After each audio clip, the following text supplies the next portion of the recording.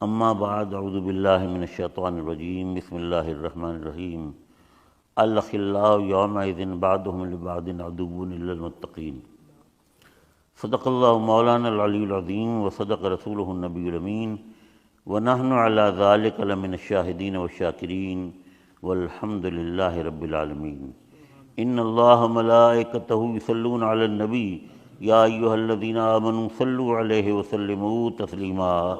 اللہم صلی علی سیدنا مولانا محمد وعلی آل سیدنا مولانا محمد وبارک وسلم صلی علیہ۔ الصلاۃ والسلام علیک یا سیدی یا رسول اللہ وسلم علیک وعلی آلک واصحابک یا سیدی یا حبیب اللہ۔ واجب الاحترام علماء کرام، برمنگھم کے معزز حاضرین، اہل اسلام، اسلامی بھائیوں، اور اس مسجد کے خطیب میرے محترم، میرے کرما حضرت علامہ مولانا محمد حنیف حسنی صاحب، اس مسجد میں بارہا جمعے کے خطبات میں شرکت کرتا رہا ہوں، لیکن آپ حضرات کی محبت ہے کہ آپ جمعے کے بعد بھی یہاں اتنے افراد نے شرکت کی ہے، آپ کی محبت ہے۔ میں ایک بالکل بے علم اور بے عمل انسان ہوں، میری بس ایک نسبت اتنی بڑی ہے کہ اس پہ جتنا فخر کروں کم ہے۔ حضور غزالی زمان علیہ رحمہ، آپ یقین کریں کہ وہ ایسی ہستی تھی کہ میں نے ایسی ہستی نہیں دیکھی۔ میں ان کا بیٹا ہوں، اور بیٹے کے سامنے باپ کے کوئی عیوب، کوئی خوبیاں وہ پوشیدہ نہیں رہتی۔ ظاہر ہے کہ وہ گھر کا بندہ، میں نے انہیں جو جاگتے میں دیکھا، میں نے انہیں سوتے میں دیکھا، میں نے اٹھتے میں بیٹھتے میں دیکھا، میں نے انہیں اپنے احباب میں دیکھا، میں نے انہیں اپنی والدہ کے ساتھ دیکھا، بہن بھائیوں کے ساتھ دیکھا، اور میں نے انہیں مریدین کے ہجوم میں بھی دیکھا، میں نے انہیں بے تکلف ملاقاتوں میں بھی دیکھا اور پر تکلف دعوتوں میں بھی دیکھا۔ میں نے انہیں ایسا پایا کہ میں کیا، ان کی زندگی کا ایک ایک لمحہ اللہ اس کے رسول کی رضا کے مطابق۔ تو وہ نسبت اتنی بڑی ہے کہ اس نسبت سے لوگ مجھ سے آکار کی قدر کر دیتے ہیں، ورنہ میرے دامن میں تو کوئی حسن عمل نہیں ہے۔ میں نے آپ کے سامنے قرآن مجید کی آیت کا ایک ٹکڑا تلاوت کرنے کی سعادت حاصل کی۔ اللہ تعالیٰ فرماتا ہے الاخلاء یومئذ بعضهم لبعض عدو الا المتقین۔ میدان محشر کی بات ہے، قیامت کے دن کی بات ہے کہ قیامت کے دن میدان محشر میں جو اس دنیا کے گہرے دوست ہوں گے، جگری یار ہوں گے، وہ قیامت کے دن وہ ایک دوسرے کے دشمن ہوں گے۔ کیوں؟ اس لیے کہ ہم جب اس دنیا میں دوستی کرتے ہیں تو ہمارے پیش نظر آخرت نہیں ہوتی، یہ دنیا ہوتی ہے کہ اس سے دوستی کر لو میرا یہ کام نکل آئے گا، اس سے دوستی کر لو یہ میری مشکل آسان ہو جائے گی، اس سے دوستی کر لو یہ میری مشکل آسان ہو جائے گی۔ یہ معیار ہوتا ہے، یہ نہیں ہوتا کہ اس سے دوستی کروں گا تو اس کا انجام کیا ہوگا، یہ کوئی نہیں سوچتا۔ میرے دوستو، دوستی جو ہے وہ سب سے اہم چیز ہے۔ حضور علیہ السلام کی ایک حدیث مجھے یاد آئی، حضور میں المرء علی دین خلیلہ، انسان اپنے دوست کے دین پر ہوتا ہے۔ کیا مطلب؟ یعنی جو دوست کا کی پسند ہے وہ تمہاری پسند، جو دوست کی ناپسند ہے وہ تمہاری ناپسند، جو دوست کے خیالات ہیں وہی تمہارے خیالات ہیں۔ المرء علی دین خلیلہ، انسان اپنے دوست کے دین پر ہوتا ہے۔ پھر آپ کے سرکار فرماتے ہیں فَلْيَنْظُرْ أَحَدُكُمْ، تو تم میں سے ہر ایک دیکھ لے، غور کر لے، لمن يُخَالِلُهُ، کہ کس کے ساتھ دوستی کر رہے ہو، کس کے ساتھ دوستی کر رہے ہو، تم غور کر لو، دیکھ لو۔ تو یہ دوستی جو حضرات بڑی اہم چیز ہے، اور ہم اس کی طرف سے غفلت میں ہیں۔ اگر آپ نے کسی سود خور سے دوستی کر لی ہے تو آپ بھی سود خور ہو جائیں گے، اگر آپ نے کسی شرابی سے دوستی کر لی آپ بھی شرابی ہو جائیں گے، اگر آپ نے کسی بدکار سے دوستی کر لی آپ بھی اسی راہ پر چل پڑیں گے۔ یہ دوستی جو ہے، جسے اردو میں کہتے ہیں خربودوں کو دیکھ کے خربودہ رنگ پکڑتا ہے، انگریزی میں کہتے ہیں کہ tell me the company you keep and I will tell you what you are. تو یہ بڑی اہم بات ہے، یہ بڑی اہم چیز ہے، ہم اس کی طرف سے غفلت میں ہیں۔ حضور صلی اللہ علیہ وسلم نے اچھی دوستی اور بری دوستی کے بارے میں بتایا۔ حضور نے فرمایا اچھی دوستی جو ہے وہ عطار کی دکان کی طرح ہے، اور بری دوستی جو ہے وہ لوہار کی بھٹی کی طرح ہے۔ اگر کسی عطار سے خوشبو بیچنے والے سے دوستی کی ہے تو جب اس کے پاس جاؤ گے تو وہ تحفے میں تمہیں خوشبو دے دے گا. اگر وہ نہ دے تو تم اسے خرید لو گے. اگر تم نہ خریدو وہ نہ دے تو اس کے پاس بیٹھ کے خوشبو تو آئے گی نہیں.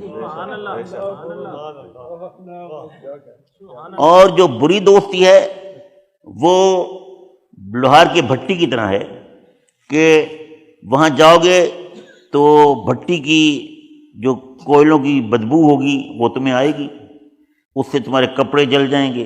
کپڑے نہ جلیں تو بدبو سے تو تمہارا دماغ خراب ہوگا.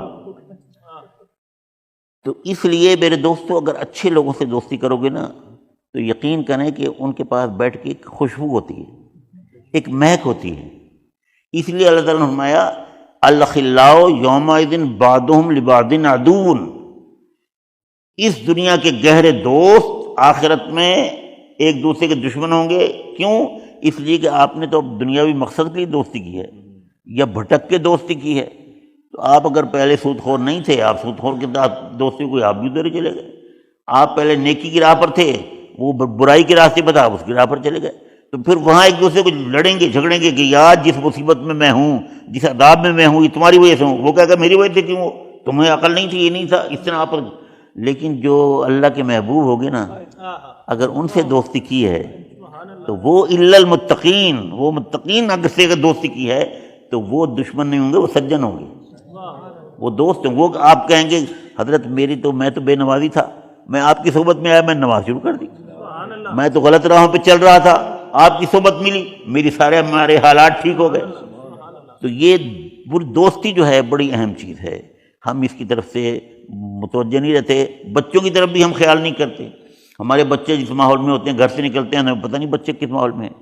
میرے دوستو بچوں کی تربیت بڑی اہم ہے. اور آپ یقین کریں نماز کا اثر ہوتا ہے، روزے کا اثر ہوتا ہے، حج کا، ہر عبادت کا اثر ہوتا ہے، لیکن دوستی کا اثر سب سے زیادہ ہوتا ہے. دوستی کا اثر سب سے زیادہ ہوتا ہے. اور مجھے وہ حضرت شیخ سعدی کی بات یاد آئی. شیخ سعدی کیا حکمت و دانائی کے موتی رولتے ہیں. وہ بیٹھے تھے، زمین پہ بیٹھے تھے، زمین سے خوشبو آ رہی تھی. تو شیخ سعدی نے کہا کیا مٹی؟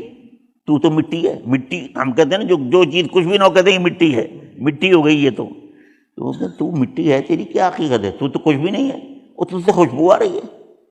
تو مٹی نے کیا جواب دیا؟ مٹی نے کہا بگفتہ من گلے ناچیز بودم.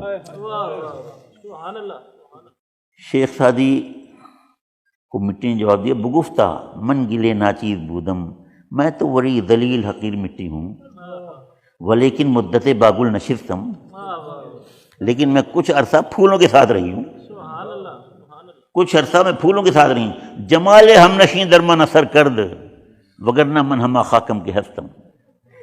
یہ جو میرے شیخ صاحب آپ کو جو خوشبو آ رہی ہے یہ میرے دوست، جمال ہم نشین، میرے دوستوں کا جو حسن ہے ان کی جو خوشبو ہے وہ میرے اندر بس گئی ہے، ورنہ میں وہی حقیر ذلیل مٹی ہوں. تو میرے دوستو یہ مٹی جو ہے یہ تو مٹی ہوتی ہے، لیکن اگر پھولوں کے ساتھ لگ جائے تو اس میں بھی خوشبو آ جاتی ہے. چنبیلی کا تیل ہم کہتے ہیں، حالانکہ چنبیلی سے کوئی تیل نہیں نکلتا، چنبیلی کے پھول سے کوئی تیل نہیں نکلتا. تیل تو تلوں کا ہوتا ہے. وہ کیا کرتا ہے شخص جس نے تیل نکالنا ہوتا ہے کہ وہ تلوں کا تیل جو ہے وہ اس کی تہ بچھاتا ہے، پھر اس پر چنبیلی کے پھول ڈالتا ہے، پھر اس کے اوپر تلوں کا تیل کی تہ بچھاتا ہے، پھر چنبیلی کی تہ بچھاتا ہے. وہ اسی طرح تہ در تہ پھول اور تل کے تیل پڑے رہتے ہیں. جب وہ خوشبو اس میں بس جاتی ہے تو پھر وہ جو تیل نکالتا ہے وہ ہوتا تلوں کا تیل ہے، کہلاتا ہے چنبیلی کا تیل، کہلاتا ہے چنبیلی کا تیل. تو میرے دوستو یہ دوستی جو ہے نا یہ بڑی اہم چیز ہے. میں ایک حدیث سنا کے گفتگو ختم کر دیتا ہوں. حضور صلی اللہ علیہ وسلم نے فرمایا آسمان سے فرشتے اترے اور زمین پر پھیل گئے دیکھنے کے لیے، تلاش کرنے کے لیے کہ کہاں ذکر کی محفل ہو رہی ہے، کہاں ذکر اور فکر کی محفل ہو رہی ہے، کہاں اللہ اور اس کے رسول کا نام لیا جا رہا ہے. چنانچہ جب کسی فرشتوں کو ایسی کوئی محفل نظر آ جاتی، یہ بھی تو وہی محفل ہے نا، یہ بھی وہی محفل ہے. تو جب کسی فرشتوں کو ایسی محفل نظر آ جاتی ہے تو وہ سب دوستوں کو آواز دیتے آ جاؤ کام ہو گیا. وہ سارے فرشتے دوڑے آتے ہیں اور اس محفل کے اوپر اپنے پر تان لیتے ہیں شامیانے کی طرح، اور محفل ہوتی رہتی ہے۔ جب وہ محفل ختم ہو جاتی ہے تو فرشتے رب کی بارگاہ میں حاضر ہوتے ہیں۔ اللہ تعالیٰ ان سے پوچھتا ہے، اے فرشتو، تم نے میرے بندوں کو کس حال میں پایا؟ ابھی اللہ تعالیٰ پوچھ رہا ہے نا کہ اللہ کو علم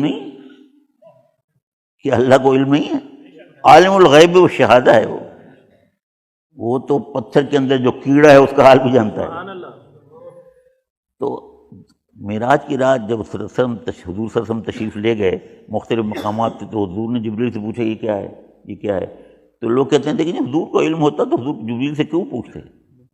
میرے دوستو، اب یہاں اللہ بھی تو پوچھ رہا ہے، تو ہر وقت پوچھنا لا علمی کی وجہ سے نہیں ہوتا، بعض وقت پوچھنا حکمت کی وجہ سے ہوتا ہے۔ تو اللہ پوچھ رہا ہے کہ اے فرشتہ، تم نے بندوں کو کس حال میں پایا؟ تو فرشتے کہتے ہیں یا اللہ، وہ تو بڑے پیارے لوگ تھے، وہ تو بڑے اچھے لوگ تھے، بڑے عظیم لوگ تھے، وہ تو انہوں نے تیرے حبیب کی محفل سجائی ہوئی تھی، ذکر و فکر کی محفل تھی۔ اللہ تعالیٰ فخر و مباحات فرماتا ہے، کہتا اچھا ہے فرشتوں، انہوں نے میری محفل سجائی، ذکر فکر کی، اچھا یہ بتاؤ مجھ سے کچھ مانگ رہے تھے؟ فرشتے کہتے ہیں یا اللہ، تو سے تیرے انعام کو مانگ رہے تھے، تیری جنت مانگ رہے تھے، تیری رحمت کے طلبگار تھے۔ اللہ تعالیٰ اچھا، ارے وہ کسی چیز سے بچنا بھی چاہتے تھے؟ تو فرشتے کہتے ہیں ہاں یا اللہ، وہ تیرے عذاب سے، تیرے جہنم سے، تیرے قہر سے بچنا چاہتے تھے۔ اللہ تعالیٰ فرماتا اچھا، تو فرشتوں گواہ ہو جاؤ، میرے بندوں نے جو مانگا میں نے دے دیا، اور جس چیز سے بچنا چاہا میں نے بچا لیا۔ جب یہ بات ہو گئی تو کچھ فرشتے کہتے ہیں یا رب فیہم فلان عبد خطاء، یا اللہ وہ جو محفل تھی، اتنی بڑی محفل تھی، لوگ جو بیٹھے تھے، اس میں ایک انتہائی گناہ گار، سیاہ کار، معصیت کار بندہ بھی بیٹھا تھا۔ خاطی عربی زبان میں کہتے ہیں گناہ گار کو، اور خطا مبالغہ کا صیغہ ہے، بہت بڑا گناہ گار جس نے بڑے بڑے گناہ کیے ہوں۔ تو حدیث شریف میں تھا یا رب فیہم فلان عبد خطاء، یا اللہ اس میں فلاں ایک شخص بیٹھا ہوتا، وہ تو بہت بڑا گناہ گار تھا، اور وہ اس محفل میں شرکت کے لیے نہیں آیا، فإنما مر وجلس معهم، وہ تو گزر رہا تھا، اس نے کہا دیکھو تو صحیح کیا ہو رہا ہے، وہ آ کے بیٹھ گیا، اس کی نیت بھی نہیں تھی اس محفل میں آنے کی۔ فإنما مر فجلس معهم، وہ وہاں سے گزر رہا تھا تو آ کے بیٹھ گیا۔ یا اللہ تو نے اسے بھی بخش دیا؟ فرشتے پوچھتے ہیں رب کائنات مطلب وَلَهُ غَفَرْتُ، میں نے اسے بھی بخش دیا۔ حضرت علامہ حسنی صاحب تشریف فرمائے، میں تو بے علم آدمی ہوں، دیکھیں آپ کے عربی زبان میں پہلے فعل ہوتا ہے پھر اسم ہوتا ہے، یہاں فعل پہلے وَلَهُ غَفَرْتُ، اور لہو ضمیر پہلے آیا ہے، وَلَهُ میں نے اس کو بھی زور دینے کے لیے، فعل پہلے آتا ہے اسم بعد میں آتا ہے، لیکن یہاں ضمیر جو ہے وہ لفظ پہلے، وَلَهُ غَفَرْتُ، میں نے اس کو بھی بخش دیا ہے۔ کیوں؟ اللہ تعالیٰ فرماتا ہے ہم القوم لا یشقی بہم جلیسہم، ارے یہ میرے ذکر اور فکر کی محفل سجانے والے، یہ میری اور میرے حبیب کی باتیں کرنے والے، یہ وہ قوم ہیں، یہ وہ لوگ ہیں، یہ وہ افراد ہیں کہ ان کے پاس بیٹھنے والا بھی محروم القسمت نہیں ہو سکتا، ان کے پاس بیٹھنے والا بھی محروم القسمت نہیں ہو سکتا۔ تو میرے دوستو، اللہ کے محبوبوں سے اگر لڑ لگایا ہے، اللہ کے محبوبوں سے، تو پھر ہمارا بیڑا پار ہے میرے دوست، اور اگر ہم ادھر ادھر بھٹک رہے ہیں تو پھر میرے دوستو کوئی ہمارا پرسان حال نہیں ہے۔ بس دعا کریں اللہ تعالیٰ اپنی اور اپنے حبیب کی سچی محبت فرمائے، اور اپنے محبوبوں کے دامن سے وابستہ رکھے۔ یہ جو بزرگان دین کا دامن ہے نا، یہ اگر پکڑ لیا تو بیڑا پار ہو جائے گا، ورنہ میرے دوستو یقین نہ نہیں، جو ڈائریکٹ والی بات ہوتی ہے نا، یہ بالکل غلط بات ہے، یہ بالکل غلط بات ہے۔ اللہ تعالیٰ ہمیں اپنے محبوبوں کے دامن سے وابستہ رکھے، اس دنیا میں رکھے تو ان نسبتوں کو قائم رکھے، اور قبر میں جائیں تو نسبتوں کے چراغ لے کر جائیں، تاکہ ہماری قبر ان چراغوں کے نور سے منور ہو جائے۔ آمین وآخر دعوانا۔ اللہم صلی علی سیدنا مولانا محمد وعلی آل سیدنا مولانا محمد وبارک وسلم علیہ۔ اللہم ربنا آتنا فی الدنیا حسنۃ وفی الآخرۃ حسنۃ وقنا عذاب النار۔ دعا فرمائیں اس مبارک نورانی مقدس محفل ذکر حبیب میں اپنے محبوب بندوں کی محفل میں ہماری حاضری کو اللہ تعالیٰ قبول فرمائے، اور سب حاضرین کے اخلاص کا بہترین اجر عطا فرمائے، سب کو دین اور دنیا کی نعمتیں عطا فرمائے اور دارین کی سعادتیں عطا فرمائے، سب حاضرین کے رزق حلال میں وسعت برکت عطا فرمائے، اللہ تعالیٰ غیب سے رزق حلال کے دروازے کشادہ فرمائے، اور اللہ تعالیٰ بیماروں کو صحت عطا فرمائے، سب بیماروں کو صحت عطا فرمائے۔ یہ دوست پیرس سے آئے ہیں، ان کی بچی بیمار ہے، اللہ تعالیٰ اس کو صحت تندرستی عطا فرمائے۔ یا اللہ تیرے خزانے میں تو کوئی کمی نہیں ہے، تو قادر مطلق ہے، تو شافی مطلق ہے، ان کی بچی کو صحت تندرستی عطا فرما، شفا کاملہ عاجلہ عطا فرما دے، اور جو بھی بیمار ہے سب کو صحت تندرستی عطا فرما، اللہ تعالیٰ سب کے حال پر رحم فرما دے۔ مجھ سیاہ کار کو بھی کچھ تکلیفیں ہیں، دعا فرمائے میری ان تکلیفوں کو اللہ تعالیٰ میرے گناہوں کا کفارہ بنا دے، اور اللہ تعالیٰ میرے حال پر رحم فرما دے۔ اللہ تعالیٰ حضرت حسنی صاحب کے لیے دعا کرنے والے ان کو صحت تندرست قائم دائم رکھے، جو دین کی مسلک کی ملت کی خدمت کرنے والے قبول فرمائے۔ اس مسجد کی جو بھی انتظامیہ ہے اور حضرت صوفی عبداللہ صاحب علیہ رحمہ، اللہ تعالیٰ ان کے درجات بلند فرمائے، ان کے صاحبزادوں کو اللہ تعالیٰ سلامت رکھے، سب کو اپنی ایمان رکھے، سب کو شاد اور آباد رکھے۔ میرا بڑا پرانا تعلق ہے اس گھرانے سے صوفی عبداللہ صاحب کے، اللہ تعالیٰ سب کو اپنی ایمان رکھے، اللہ تعالیٰ سب پر اپنا کرم فرمائے، قرض داروں کو قرضے سے نجات عطا فرما دے، بے روزگاروں کے لیے غیب سے اسباب پیدا فرما دے، بے اولادوں کو اولاد کی نعمت عطا فرما دے، اولاد والوں کی اولاد کو اللہ تعالیٰ نیک صالح بنائے، بزرگان دین کے نقش قدم پر چلائے، والدین کا تابع فرمان بنائے، اولاد نرینہ کے خواہش مندوں کو اولاد نرینہ کی نعمت عطا فرمائے، اللہ تعالیٰ نوجوان نسل کو فلاح نجات اور سعادت کی راہوں پر چلائے، نیکی کی توفیق عطا فرمائے، بری صحبت سے، بری سوچوں سے، برے لوگوں سے، برے کاموں سے محفوظ رکھے، پکا سچا غیرت مند سنی مسلمان بنائے، پکا سچا غیرت مند سنی مسلمان بنائے، اور ہم سب کو پکا سچا غیرت مند نمازی مسلمان بنائے، اقامت صلاۃ کی توفیق عطا فرمائے، 5 وقت نماز پڑھنے کی توفیق عطا فرمائے، اللہ تعالیٰ اپنی عبادت کا ذوق و شوق عطا فرمائے، اللہ تعالیٰ اپنی اطاعت کی توفیق عطا فرمائے، اللہ تعالیٰ اپنے سجدوں کی لذت عطا فرمائے، اللہ تعالیٰ اپنے سجدوں کی لذت عطا فرمائے، اپنی اور اپنے حبیب کی سچی محبت عطا فرمائے۔ پاکستان کے حالات آپ حضرات کے سامنے ہیں، دعا کرنے لگے تو پاکستان کے حالات ٹھیک کر دے۔ یہ اسلام کے نام پر ہی ملک بنا تھا اور لوگوں نے اس کا بیڑا غرق کر دیا ہے، اللہ تعالیٰ اس ملک کے اندر نظام مصطفیٰ کو نافذ فرما، اس ملک میں نظام مصطفیٰ کو نافذ فرما دے، اللہ تعالیٰ ان آنکھوں کو نفاذ نظام مصطفیٰ کا منظر دکھا دے، اللہ تعالیٰ ہمیں نیک صالح قیادت عطا فرما دے، یہ چوروں اور ڈاکوؤں سے اللہ تعالیٰ ہمیں نجات عطا فرما دے، اللہ تعالیٰ سب پر اپنا کرم فرما دے، ہمارے ملک کے مقدر کو سنوار دے، ہمارے ملک کی بگڑی کو بنا دے، اور ملک کے حالات اللہ تعالیٰ ٹھیک کر دے۔ یہ ہوش ربا مہنگائی ہے، گرانی ہے، ظلم اور تعدی کی انتہا نہیں ہے، عدالتیں بھی بس عجیب فیصلے کر رہی ہیں، اللہ تعالیٰ کرم فرما دے، ہمارے حال پر رحم فرما دے، اللہ تعالیٰ اپنے فضل و کرم سے اپنی اور اپنے حبیب کی سچی محبت عطا فرما دے۔ یا اللہ ہماری زندگی اسلام پر ہو، یا اللہ ہمارا خاتمہ ایمان پر ہو، یا اللہ ہمارا خاتمہ ایمان پر ہو۔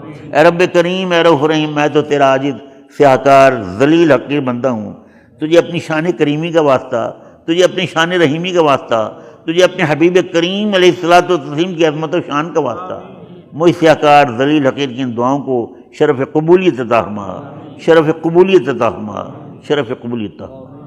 آمین آمین آمین، وصلی اللہ تعالی علی خیر خلقہ ونور عرشہ سیدنا و مولانا محمد وآلہ وصحبہ اجمعین برحمتک یا لا الہ الا